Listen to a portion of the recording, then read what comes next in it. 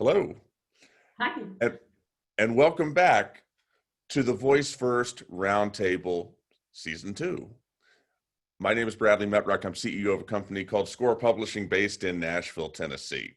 And with the VoiceFirst Roundtable, this is our half-hour one-on-one interview show that gives us an opportunity to meet a lot of interesting people doing interesting work and just simply talk to them for a bit about what they're doing. I am joined for this season 2, episode 5, by Maaike Groenewege. Am I pronouncing that right? That is perfect. Well done. With so little practice. We are. Hey, I'm born and raised in the South. It takes me a long time to do things. And in that case, it's amazing that that was even possible. Maaike, thank you for joining us. Tell us who you are. Tell us what you do. Well, as you beautifully announced already, my name is Maaike Groenewege. I'm a conversation designer and platform specialist from the Netherlands in Europe. And in my daily work, I just do everything that's kind of concerned with chatbot, voice. I just started my own company, so I'm still kind of looking for what my niche will be and where I can add the most value. But voice is something that has interested me for a long time already. I trained originally as a linguist. I'm a phonologist and a phonetician. But back when I graduated, there wasn't really a lot of work to be done then. That was in the 2000s. Yeah, I'm a bit older already. So back then there was the big internet bubble that just burst. So there was a lot of people who were unemployed. And instead I decided to go and work for a small software company. So like everybody else, I started on the customer support desk, answering questions in, I think it was 2000, so that must have been Windows 95, I think. So answering questions like, yeah, I want to click on the picture that it works, you know? And I thought, oh yeah, sure, you mean a desktop shortcut. So I really learned to recognize all these user questions and all the wonderful ways in which you could ask them. And from that, I kind of rolled into technical writing, which is my original profession. And I did that for about 20 years. And most of my time I spent writing for Dutch air traffic control. So I worked my way up to bigger and more complex organizations. And I ended up actually writing procedures, system descriptions, system support, any kind of user support for air traffic controllers, and had a wonderful time there. And after 14 years, I thought, well, it's time for a change. Did a bit of software information analysis, business analysis, until in 2019, I went to a chatbot conference. And there the world just changed for me because, I mean, I saw linguists. I hadn't seen a linguist for like the last 20 years. And now I understand because they were all there in that community. So I was really happy to find, you know, fellow linguists talking about stuff like NLP, intent recognition, stuff like that. It's all about content, user support, user interfaces. And I thought, yeah, this is my posse, this is my tribe. And I want to go full time for that kind of topic. And that's how I kind of made my way into conversation design and voice UX. Wow. That's a great, excellent. Thank you for sort of taking us down memory lane there.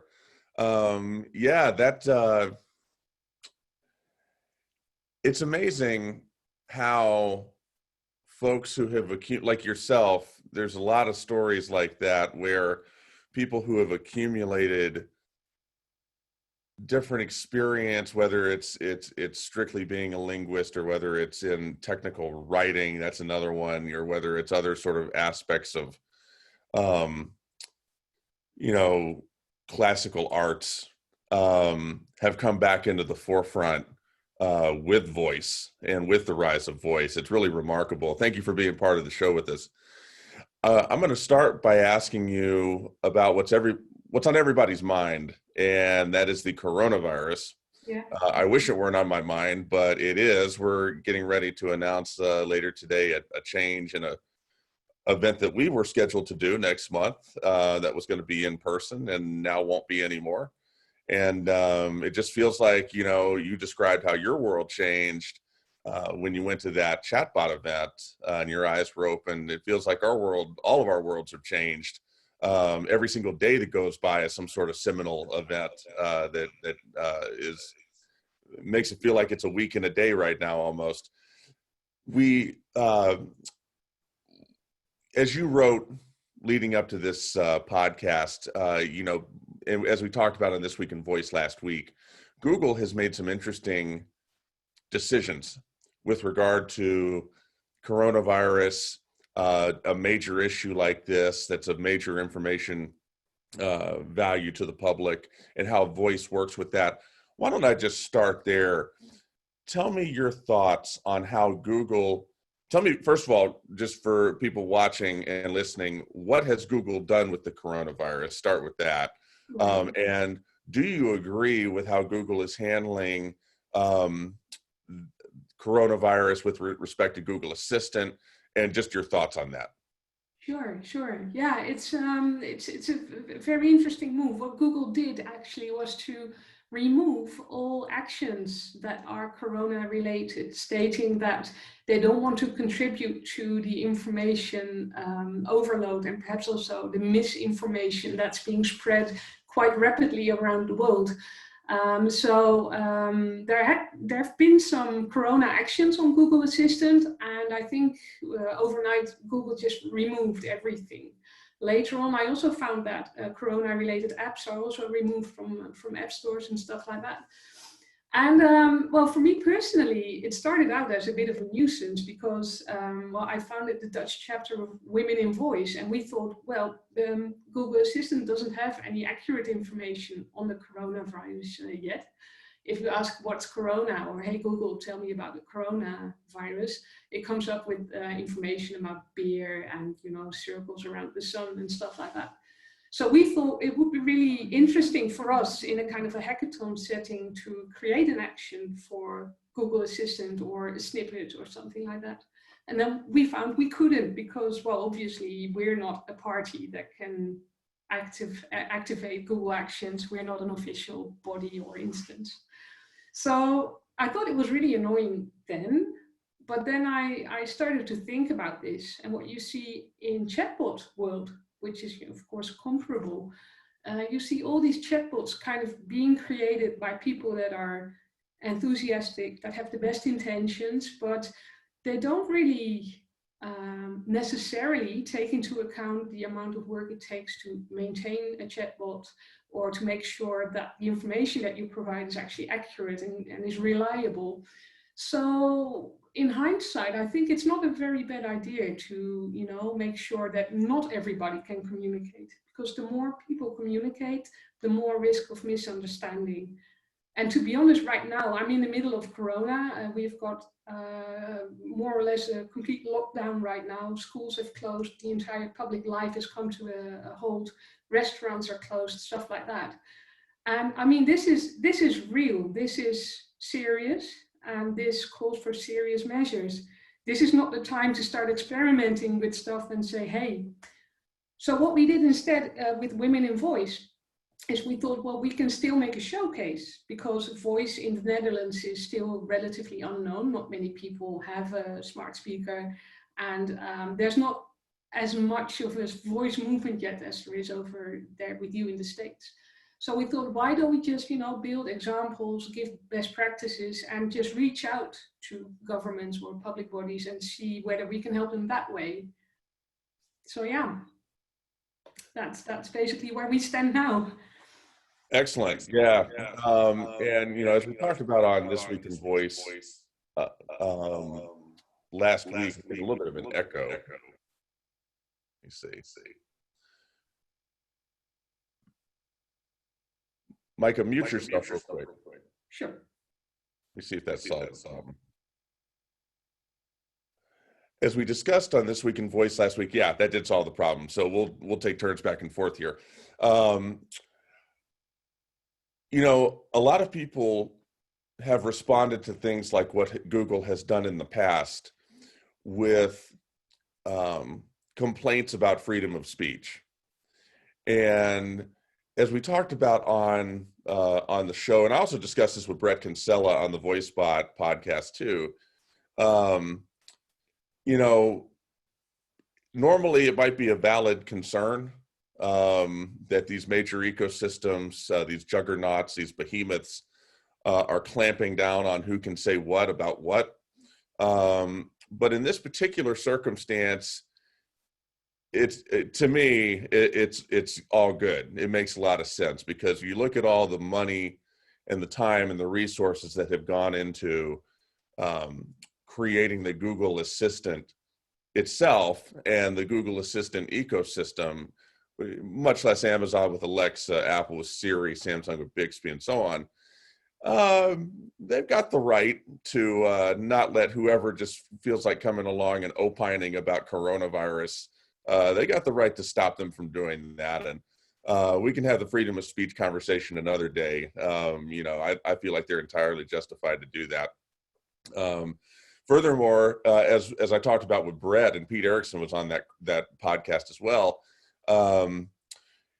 we went through this with Amazon Alexa. We went through this in the first year or so of the Alexa, first year plus of the Alexa ecosystem, and some of the remnants are still there, where it was just sort of an absolute free-for-all, and anybody could create anything they wanted to, and you had people grabbing up invocation names they shouldn't have been able to get. You had people creating skills that were either phantom skills or had bad information in them. So, I think we learned from that. I think Google learned from that. So I completely agree with you.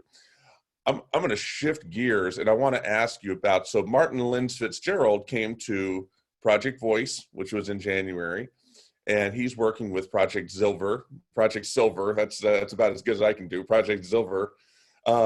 Share with us what that is and your thoughts about voice technology's role with elderly and senior citizens.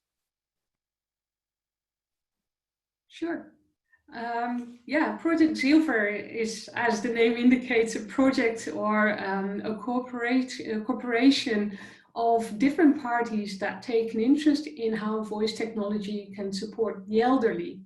And it's really interesting to see that, well, for me personally, to be honest, I must say that my head is still completely in Corona because it's just, happening real time, and it's, well, never mind. Project Silver, wonderful initiative. And what you see is that they did a research. It wasn't a very big research, but it was a very interesting one anyway. That showed that senior citizens or senior people are actually really willing and able to interact with voice interfaces. And I think that this is just such wonderful news, because for years we've been talking about how we can make technology more accessible and more inclusive for everybody. And of course, our elderly population is growing. So isn't it just wonderful to have this new technology that is so familiar to them already? Oh, sorry about that. And just to see that what we hope would happen is actually happening, that they're really willing and able to embrace this new technology. There's some wonderful initiatives that I would really like to mention just shortly. There's this, he's called Jelle. Jelle has a mother with Alzheimer's disease. So she needs a lot of reassurance and a lot of familiar sounds and voices around her, especially at night, because she gets really, what do you call it, ongerust. She's like, moving and restless at night. That's the word, restless. So what he did is he made a voice action with memories and with references and stuff that she remembered from the early days, and he created that voice action with his own voice. So when at night she's restless, she can actually talk to her son, and she'll get a song or a memory, or she gets a question like, oh, would you like to talk about, I don't know, your marriage or happy days?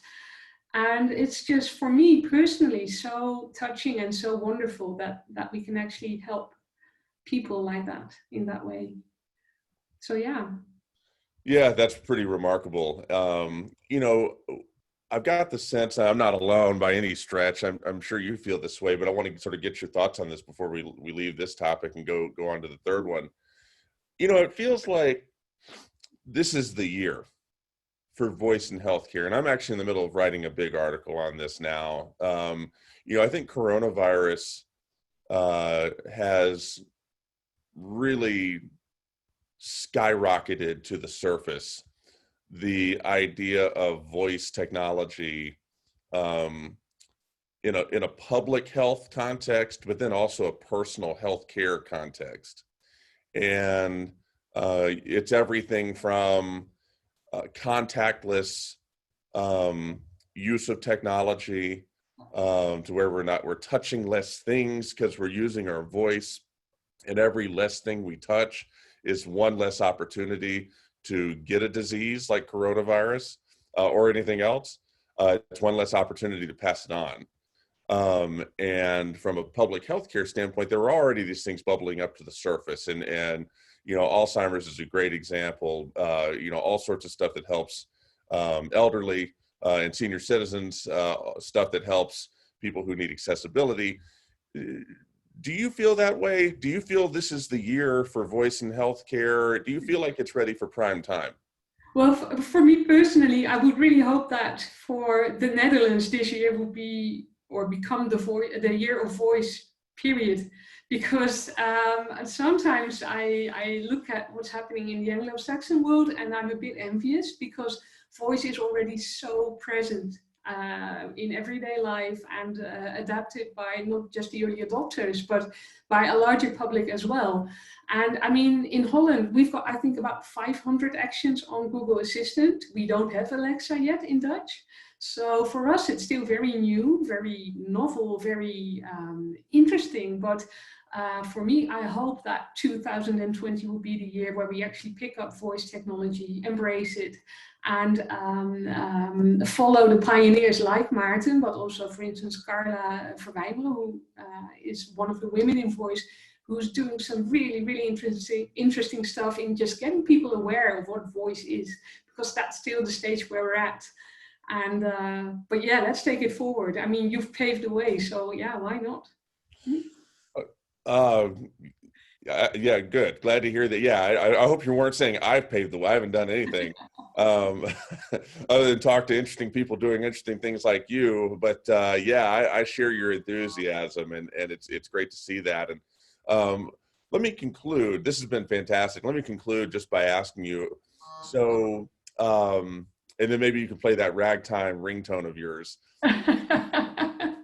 But yeah, sorry about that. It's just no, it's all good. I enjoyed that. That woke me up even more than you enlightening me on coronavirus, which trust me, I was wide awake for that. The Netherlands is a hotbed of people doing interesting things with voice, like you and many others. Share with me a couple of folks, and you've already mentioned a couple of names. Share with me a couple of folks or efforts that you're really paying attention to, and then sort of conclude with what you have seen and just maybe how gratifying it's been for you to be part of the Women in Voice, bringing the Women in Voice efforts to the Netherlands, and what it's been like to cultivate community with that. Well, yeah, a list of names. Well, you already mentioned Maarten Lens-Fitzgerald, who really is our voice visionary. Together with Sam Warnaerts from Merkel, they're doing some really groundbreaking work. And at the moment, we're kind of halting at the entire privacy kind of discussion, but they're together with the DDMA, which is the digital. Oh, I'm so bad at abbreviations. Anyway, it's our community of marketing and associates and stuff like that. They're doing some groundbreaking work on privacy and make sure that voice is actually being, taken to the next level. There's some companies, of course, who already have wonderful voice interactions, and especially oh, my Dutch is kind of failing. Public broadcast, they did some really, really nice voice children's stories. So we're still kind of in the snakes and ladders in the games kind of, you know, the novel approach. Let's see, who am I missing out? Probably a lot, because to be honest, I haven't prepared a list. But what I do see is that an industry that I hope will pick up voice soon is indeed the manufacturing and the medical instances, because I think there's a lot of opportunity for voice there as well. And that's also the thing with the women in voice community. I guess we kind of started before our time, because there's not a lot of people already doing a lot with voice. So right now we're definitely kind of paying attention to what's happening over at your side of the Atlantic, and okay, how do we prepare for that? What do we need? And obviously Dutch language recognition is one of the big factors in that as well. I mean, it would be lovely if we could just say, okay, transplant the entire Alexa ecosystem to the Netherlands when it arrives here, but that's just simply not possible. So yeah, we're still kind of grappling with those basic issues as well, at least from my perspective. And I'm quite sure that Martin will have a completely different one already. That's great. Yeah. And you mentioned, manufacturing, and it's funny that, manufacturing was one of the very first use cases of voice that I had ever heard of when we first launched the Alexa conference back in 2017. And companies weren't doing anything with Alexa at that time, but they were experimenting with some other voice solutions in not just the authentication part. In other words, if it's not your voice, you're not touching this equipment. But also with voice, you can be at a greater distance. There's all sorts of other things in a manufacturing context that you can do with voice that are really interesting. And I think that we've seen with the adoption, the reinvention and then subsequent adoption of Google Glass in a manufacturing context, that the seeds are planted for voice, specifically with Google Assistant, in a powerful way. So yeah, I love you bringing that up. Absolutely. And I forgot one really, really important party that's really dear to my heart. Fire away. I definitely would like to mention, because you mentioned Google Glass. There's this company, a small one, a startup called Envision. And one of my colleagues, actually, he was an intern with Dutch Railways, where I worked as well. Jesse is his name. He's visually impaired. And what they actually did is they took Google Glass, put a voice interface on it, so that people with visual impairments can actually find their way around, which for me, of course, is the ultimate use case for integrated voice and vision apps. That's just marvelous. They just released it. Yeah. So is that a Dutch company? It is, yes. Envision. Wow. Yeah, we'll need to get their contact information. I'll get it for you straight away. yeah. That's yeah. So they're right there doing exactly what I was just saying. Someone might come along and do at some point. Maaike, this has been a pleasure. So I'm going to say your name one more time, Maaike Groenewege. See, perfect.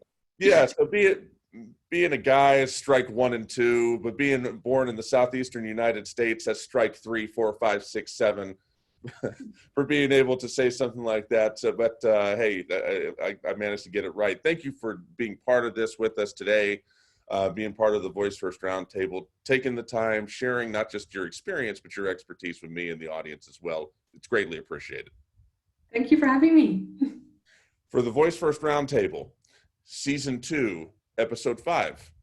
Thank you for listening, watching, if you're watching on YouTube. Until next time.